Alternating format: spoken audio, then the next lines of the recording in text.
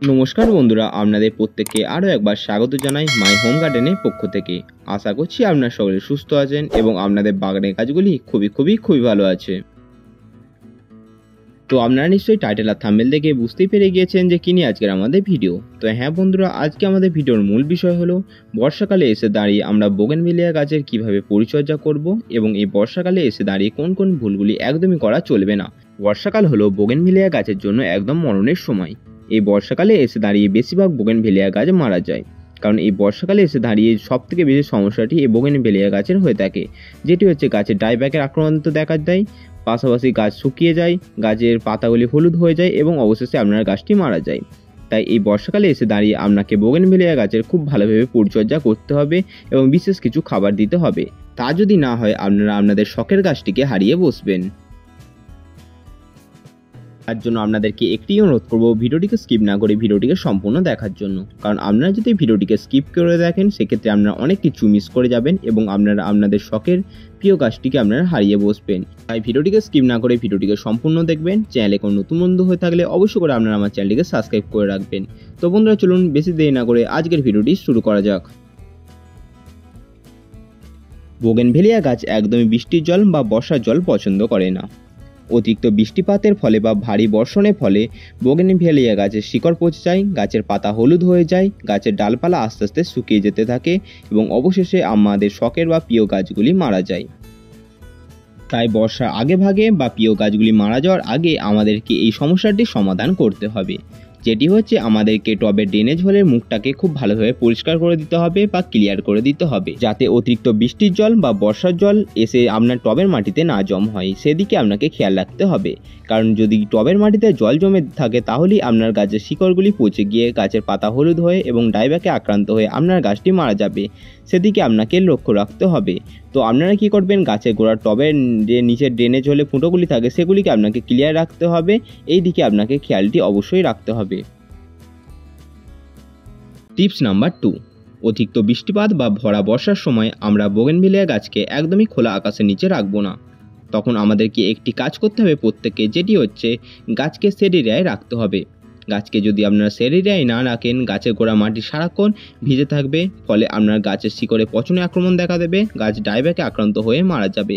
পাশাপাশি আপনারা একটি জিনিস খেয়াল করে দেখবেন, যদি আপনার গাছটিকে একদম ভরা বর্ষার সময় খোলা আকাশের নিচে রাখেন, গাছে তো কোনো রকম ফুলই আসবে না, পাশাপাশি আপনার গাছে পাতায় ভরে যাবে, এরকম সবুজ হয়ে থাকবে আপনার গাছ, কিন্তু গাছে কোনো রকম ফুলের দেখা পাবেন না। তাই আপনারা কি করবেন, ভারী বৃষ্টিপাত বা বর্ষার সময় করে আপনারা পারলে গাছটিকে শেড এরিয়ায় রাখার চেষ্টা করুন, তাহলে গাছের পাতা হলুদ হবে না, গাছের শিকড় পচে যাবে না, গাছ ডাইব্যাককে আক্রান্ত হওয়ার কোনো রকম সম্ভাবনা থাকবে না।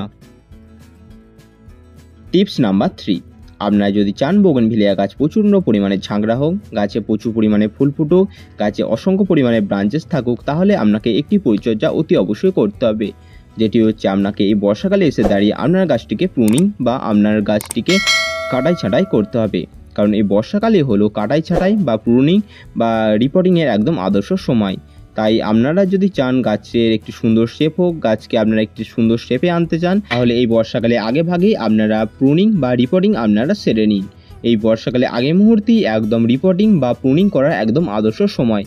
আপনারা কি করবেন, কোনো কিছু একটা কাটার নেবেন এবং সেটিকে 360 ডিগ্রি অ্যাঙ্গেল করে কিছুটা করে আপনার শাখা পোশাকগুলিকে কেটে দেবেন। দেখুন বন্ধুরা, আমি এখানে কাটাই ছাটাই করেছি, যার ফলে গাছের একটা সুন্দর শেপ আসছে, পাশাপাশি গাছ দ্রুত ঝাঁকড়া হচ্ছে, গাছে প্রচণ্ড পরিমাণে অসংখ্য ব্রাঞ্চেসের দেখা মিলছে।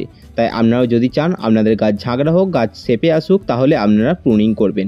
আর অবশ্যই করে প্রুনিং করার আগে মুহূর্তে আপনাকে একটি কাজ করতে হবে, যেটি হচ্ছে যেটির সাহায্যে আপনারা প্রুনিং করবেন সেটিকে আপনারা কোনো কিছু সাহায্যে জীবাণুমুক্ত বা স্যানিটাইজ করে নেবেন এবং কাটার পর সেই অংশে আপনারা খুব ভালো মানে ফাঙ্গিসাইড গুলে সেই অংশে লাগিয়ে দেবেন।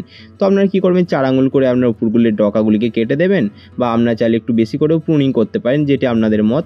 তো আপনারা কাটার পর সেই অংশে খুব ভালো মানে ফাঙ্গিসাইড আপনারা লাগিয়ে দেবেন। প্রুনিং করার পরপরই আপনাকে গাছে একটি স্পেশাল খাবার দিতে হবে, তা নাহলে গাছে একদমই শাখা পোশাক আসবে না বা গাছে একদমই ফুল আসবে না।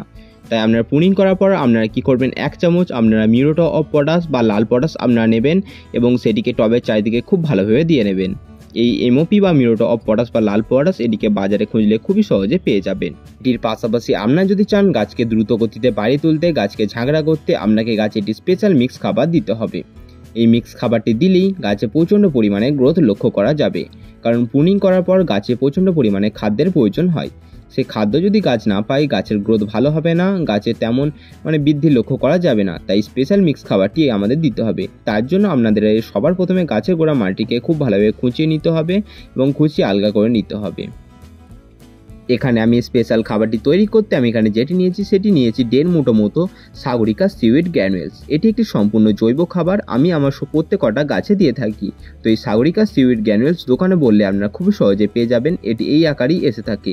এবং তার সাথে আমি এখানে নিয়েছি 1 চামচ করে বাদাম খোল এবং 1 চামচ মতো নিয়েছি সরিষার খোল। তো আমি এখানে যে 3টি উপকরণ নিয়েছি, 1 চামচ বাদাম খোল, 1 চামচ সরিষার খোল এবং 1.5 মুঠো মতো সাগরিকা সিউইড গ্র্যানুয়েলস। আপনারা যদি সাগরিকা সিউইড গ্র্যানুয়েলস না পান তার পরিবর্তে আপনারা ভার্মি কম্পোস্ট বা পাতা পচানো সার বা গোবর সার আপনারা এখানে ব্যবহার করতে পারেন। তো আমি এখানে সাগরিকা সিউইড গ্র্যানুয়েলস ব্যবহার করছি, আপনারা যেটা পারেন সেটা আপনারা দিতে পারেন। এবং টবের চারিদিকে খুব ভালোভাবে আপনারা এই খাবারটিকে দিয়ে দেবো।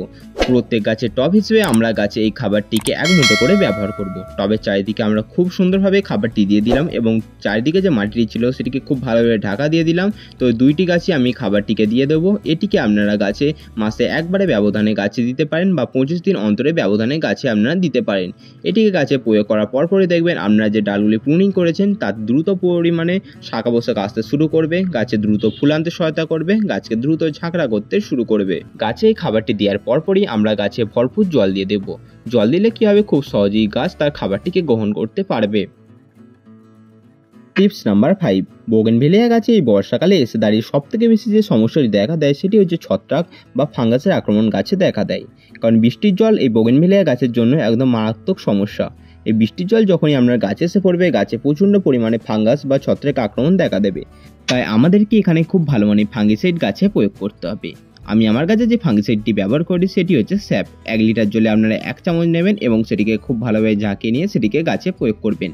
আপনারা এর পাশাপাশি গাছে ব্লাইটক্স, ডিনোমিন গোল্ড, M45, ম্যানসার, ব্যাবিস্টিন আপনারা গাছে দিতে পারেন। ওগুলো আপনারা 1 লিটার জলে 1 চামচ নেবেন, সেটিকে খুব ভালোভাবে ঝাঁকিয়ে নিয়ে সেটিকে গাছে প্রয়োগ করবেন সপ্তাহে 2 দিনের ব্যবধানে। সপ্তাহে 2 থেকে 3 বার আপনারা এটিকে প্রয়োগ করলে গাছে কোনো রকম গাছের পাতা হলুদ হয়ে যাওয়া, গাছের ছত্রাক, ফাঙ্গাস, পাশাপাশি গাছের ডাইব্যাক কোনো কিছু আক্রমণ আপনার গাছে দেখা দেবে না। এই বর্ষাকালে এসে দাঁড়িয়ে আপনারা খেয়াল করে দেখবেন গাছে আপনারা পর্যাপ্ত পরিমাণে জল দিচ্ছেন, তাতেও কেমন গাছের পাতা নিয়েতেই যাচ্ছে, গাছের পাতা সমস্ত হলুদ হয়ে ঝরে যেতে শুরু করেছে। তখন আপনারা নিশ্চয়ই বুঝবেন গাছের গোড়ার মাটিতে বা গাছের গোড়ার শিকড়ে কোনো রকম পচনে আক্রমণ বা গাছের গোড়ায় ফাঙ্গাসে আক্রমণ দেখা দিয়েছে। তখন আপনারা কি করবেন, 1 মগ মতো আপনারা জল নেবেন, তাতে আপনারা 1 থেকে 1.5 চামচের মতন ফাঙ্গিসাইড নেবেন এবং সেটিকে খুব ভালোভাবে গুলিয়ে নিয়ে আপনারা যেমন গাছে জল প্রয়োগ করেন তেমন আপনারা সেটিকে গাছের গোড়ায় প্রয়োগ করতে পারেন। সেটিকেও আপনারা সপ্তাহে 2 বার জলের পরিবর্তে আপনারা সেটিকে গাছে দেবেন। তাহলে কি হবে, গাছের গোড়ায় যদি কোনো রকম ফাঙ্গাসে আক্রমণ হয়ে থাকে তাহলে গাছের গোড়ায় যে সমস্ত ফাঙ্গাস জন্মেছে বা গাছের গোড়ায় যে সমস্ত পচন দেখা দিয়েছে সে সমস্ত পচন বা ফাঙ্গাস পুরোপুরি মারা যাবে। তো বন্ধুরা, এই ছিল আজকের ভিডিওটি কেমন লাগলো অবশ্যই কমেন্ট করে জানাবেন এবং চ্যানেলে যদি কোনো নতুন বন্ধু হয়ে থাকেন অবশ্যই করে আপনারা আমার চ্যানেলটিকে সাবস্ক্রাইব করে নেবেন। এবং এই বোগেনভিলিয়া গাছে বর্ষা আগে মুহূর্তে বা বর্ষাকালে এসে দাঁড়িয়ে যে কয়টি পরিচর্যা আমি আপনাদেরকে শেয়ার করলাম, যে 5টি টিপস আমি আপনাদেরকে শেয়ার করলাম, সেগুলি যদি আপনারা ফলো করে চলেন আপনাদের গাছে কোনো রকম সমস্যা দেখা দেবে না, গাছ দ্রুত এরকম ঝাঁকড়া হবে, গাছে প্রচুর পরিমাণে ফুল ফুটবে। তো বন্ধুরা, দেখা হচ্ছে আবার অন্য কোনো ভিডিও নিয়ে। তো ততক্ষণ সুস্থ থাকবেন, ভালো থাকবেন এবং আমার ভিডিও দেখতে থাকবেন।